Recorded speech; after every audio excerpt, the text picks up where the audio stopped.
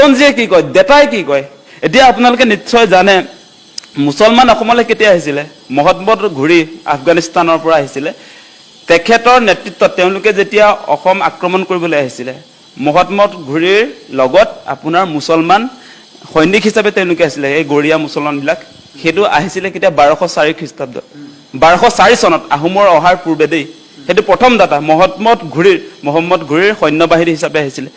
সেই সময়ত কিছু সংখ্যক মানুহ ইয়াত থাকি গ'ল, যুদ্ধবন্দী হৈ গৈছে নহয় বহুত মানুহ, আৰু তেনেকৈ থাকি গ'ল। মিৰ্জুমলাৰ অসম আক্ৰমণৰ সময়তো আপোনালোকে জানে সেই কথা। সেই সময়তো ইয়াততো আহোম ৰজাইতো আপোনাৰ বন্দী কৰি ৰাখিলে আমাৰ যিসকল মুছলমান সৈনিক আহিছিলে মিৰ্জুমলাৰ লগত। গতিকে আমি সেই মুছলমান সাম্ৰাজ্যবাদীসকলে যেতিয়া অসম আক্ৰমণ কৰিছিলে, আমি যে খেদি পঠিয়াইছিলোঁ, কিছু ইয়াততো বন্দী কৰি ৰাখিছিলোঁ, সেইবিলাক থাকি গ'ল। সেইটো ইতিহাস কৈ আছোঁ আপোনাক। তাৰ পাছত আপোনালোকে জানে ইয়াণ্ডাবু সন্ধি 1826 চনত যেতিয়া সংঘটিত হ'ল, সেই সময়ছোৱাত ইয়াণ্ডাবু সন্ধি কাৰ লগত হৈছিলে? মান আৰু আপোনাৰ ব্ৰিটিছৰ লগত, আমাৰ লগত হোৱা নাছিলে। সেই সময়ত আমাৰ 27 লাখ মান জনসংখ্যা আছিলে অসমত 1826 চন মানত। সেই সময়ত আপোনাৰ মানেতো অসমত কচু কটা দিছিলে, কাটি কাটি মানুহক মানে আপোনাৰ মাৰি কাটি শেষেই কৰি দিছিলে। 8-9 লাখ জনসংখ্যা কাটি দিছিলে, মানে অসমটো একদম খালী হৈ গৈছিলে মোটামুটি। সেই সময়ত আপোনাৰ ব্ৰিটিছে অসমত আহি মানৰ লগত চুক্তি কৰিলে। মানৰ চুক্তি অনুসৰি কি হৈছে, ইয়াতে আপোনাৰ তেওঁলোকে ব্ৰিটিছৰ অধীনলৈ গৈছে, মান গুচি গ'ল অসমৰ পৰা, ব্ৰিটিছ আহিলে। ব্ৰিটিছে ইয়াত কি হৈছে, সম্পদ লুণ্ঠনৰ কাৰণে আহিছিলে, জানে আপোনালোকে। তেওঁলোকৰ ইষ্ট ইণ্ডিয়া কোম্পানী, ইয়াত তেওঁলোকৰ চিফ কমিশ্যনাৰবিলাক আছিলে, গভৰ্ণৰ জেনেৰেলবিলাক আছিলে। কমপ্লিটলি আপোনাৰ আহোম ৰাজত্বৰ পৰা আপোনাৰ ইষ্ট ইণ্ডিয়া কোম্পানীৰ হাতলৈ, ব্ৰিটিছ চৰকাৰৰ হাতলৈ আমাৰ শাসনভাৰ গুচি গৈছিলে। সেই সময়ছোৱাত আপোনালোকক মুছলমানে কেনেকৈ আমাৰ ইয়াত সোমাবলৈ পালে, সেই কথাটো যদি চাই আপোনালোকে ডেটা যদি চাবলৈ যায়, তথ্যই কয় যে ব্ৰিটিছৰ হাতলৈ যেতিয়া আমাৰ প্ৰশাসন যন্ত্ৰটো গুচি গ'ল, তেওঁলোকে যেতিয়া ইষ্ট ইণ্ডিয়া কোম্পানীৰ জৰিয়তে আমাৰ সম্পদ লুণ্ঠনৰ কাম কাজত আগবাঢ়িলে, আপোনালোকে জানে সেই সময়ত ঝাৰখণ্ডৰ পৰা আৰু বিভিন্ন আমাৰ ভাৰতৰ ৰাজ্যৰ পৰা তেওঁলোকে প্ৰথম অৱস্থাত চাহ খেতিৰ কাৰণে আমাৰ চাহ জনগোষ্ঠীৰ লোকসকলক আনিলে। সংখ্যাটো 5 লাখ জনসংখ্যা। আৰু তেতিয়া সেই একেটা সময়তে আপোনালোকে জানে 1920 আৰু 1930 চনত মুছলমান মানুহৰ সাংঘাতিক প্ৰব্ৰজন হৈছিলে আপোনাৰ এই পূৰ্ববংগৰ পৰা, ঢাকাৰ পৰা, মৈমনসিঙৰ পৰা। সেই মানুহবিলাক ইয়ালৈ আহি সংস্থাপন কৰিছিলে ব্ৰিটিছ চৰকাৰে। কিমান কৰিছিলে সেইটো জানি লওক, সেইটোতে ইণ্টাৰেষ্টিং হ'ব। কংগ্ৰেছে আনিলে কোনে আনিলে, কিন্তু সেই সময়ত গোপীনাথ বৰদলৈ আছিল, সাংঘাতিক প্ৰতিবাদ হৈছিলে। অসমটো নাথাকো বুলিয়ে কৈ দিছিলে ভাৰতৰ লগত, কাহিনী তেনেকুৱা।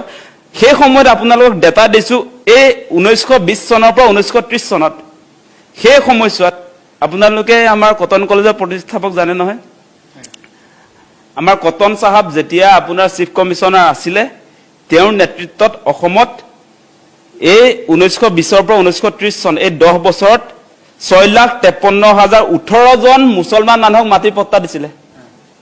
কোনটো চন?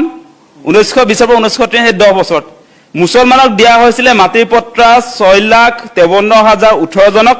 তাৰ বিপৰীতে হিন্দুক দিছিলে কেৱল 84,279 জন। ডিফাৰেন্সটো চাওক, মুছলমানক কিমান দিলে? 6,53,018 জন মুছলমানক ভূমি পট্টা কৰি দিলে ব্ৰিটিছ চৰকাৰে, হেনৰি কটন চাহাব, কটন কলেজৰ প্ৰতিষ্ঠাপক। আৰু আমাৰ হিন্দু জনসংখ্যাক দিলে 84,279। কথাটো বুজি পালে নে? এতিয়া এই বৃহৎ সংখ্যাটো কিমান হ'ব আপোনাৰ?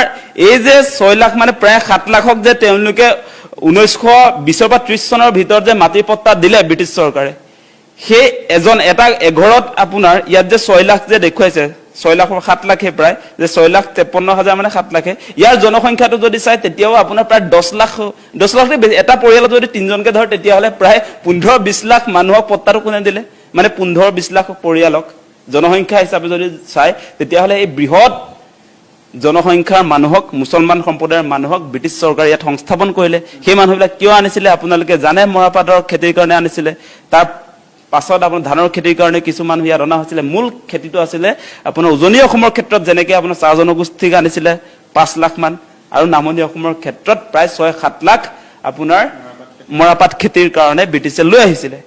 আৰু অসমীয়া মানুহে খেতি কৰিব নোৱাৰে বুলি তেওঁলোকে ভাবিছিলে মৰাপাটৰ খেতিটো অসমীয়া মানুহে তেতিয়ালৈকে কৰা নাছিলে নাজানে গতিকে সেই মানুহবিলাক আনিছিলে ব্ৰিটিছে সংস্থাপন কৰিছিলে গতিকে এই কথা বতৰাবিলাক আমি জানিব লাগিব আৰু আমাৰ যিটো ডেটা সেই ডেটা অনুসৰি এই ডেটাৰ লগত কিন্তু এটা কথা আমি যদি মিলাই চাই আজিৰ দিনটোৰ যদি মিলাই চাই তেতিয়াহ'লে চাব এই এনআৰচি যে আপডেট কৰিলে সেই এনআৰচিত সেই কাৰণে মুছলমানৰ আপোনাৰ বহিৰাগতৰ সংখ্যা অবৈধ বিদেশীৰ সংখ্যাটো কম মানে 1.5 লাখ বা 2 লাখ হ'ব আপোনাৰ হিন্দু বাংলাদেশৰ সংখ্যা 18 লাখ সেই প্ৰেক্টিকেল কথাটো বুজি লওক চৰকাৰে এনআৰচি আপডেট কৰিছে দেই এইটো আকাশ দলে কৰা নাই কথাটো কৈছো মই আপোনালোকে সকলোৱে জানে এতিয়া এনআৰচি খচৰাখন ফাইনেল হোৱাৰ পাছত কিয় এই মুহূৰ্তলৈকে বিদেশী বিতৰণৰ ব্যৱস্থা কৰা নাই কাৰণটো হৈছে যে সেই এনআৰচিৰ খচৰাত চূড়ান্ত তালিকাত হিন্দু বাংলাদেশীহে তাত আছে প্ৰায় 17 লাখ মান আছে কাহিনী বুজি পাইছে নাই কিন্তু অবৈধ মুছলমান সংস্থাপনৰ ক্ষেত্ৰত ব্ৰিটিছ চৰকাৰে আনিছিলে সেই কথা দেতাই কয়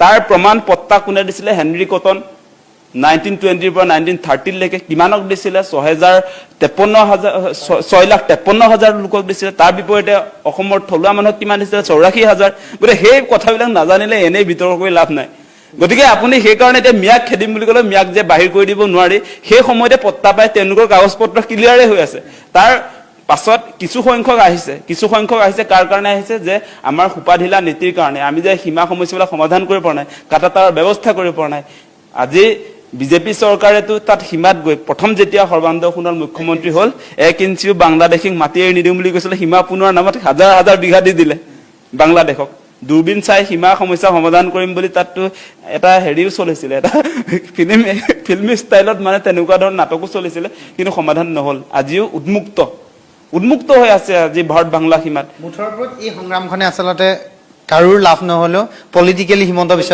বিশ্ব শৰ্মাক হিৰো কৰোৱা এটা সংগ্ৰাম হৈছেগে এতিয়া কিন্তু সেইটোৰ পৰা আমি সাৱধান হ'ব লাগিব আমি জনা শুনা মানুহবিলাকে যিসকল শিক্ষিত আজি যুৱক যুৱতী আমি নেতৃত্ব দি আছো যিসকলে জাতীয় জনগোষ্ঠীয় সংগঠনক প্ৰতিনিধিত্ব কৰি আছে আমি আচল ইতিহাসটো জানিব লাগিব আৰু এই ক্ষেত্ৰত আচলতে মেইন প্ৰেক্টিকেলি আচলতে আমি কি কৰিব পাৰো সেই পৰ্যায়লৈকে যাব লাগিব আজি বড়ো মানুহবিলাক আজি কোচ ৰাজবংশী আমাৰ ট্ৰাইবেল মানুহবিলাক সেই মানুহবিলাকৰ ওচৰলৈ যদি মিয়াবিলাক আপুনি পঠিয়ায় তেতিয়াহ'লে সেই মানুহবিলাকে ল'ব নেকি সেই কথাটোতো নাই গতিকে সেই কাৰণে আমিও লক্ষ্য কৰিছো যে তাতো কোচ ৰাজবংশী ছাত্ৰ সন্থা বা আমি দেখিছো বিভিন্ন কোচ জনগোষ্ঠীৰ লিডাৰক দেখিছো তেওঁলোকেও কৈছে আমি কি ডাষ্টবিন নেকি যে আপোনালোকে তাৰ পৰা খেদিব আমি কি ইয়াত গ্ৰহণ কৰিম সেই কথাটো নাই গতিকে ইয়াৰ কাৰণে এটা আপুনি যেটো সলিউশনৰ কথা কৈছে এতিয়া মূল কথাটো আহিছে যে মুছলমানৰ সাংঘাতিক ধৰণে জনসংখ্যা বিস্ফোৰণ হৈছে গতিকে সেই জনসংখ্যা বিস্ফোৰণ হোৱাৰ কাৰণে আমাৰ যিবিলাক আচলতে ইয়াৰ খিলঞ্জীয়া মানুহ ইয়াৰ ভূমিপুত্ৰৰ প্ৰতি ভাবুকি আহিছে সেই কথাটো আহিছে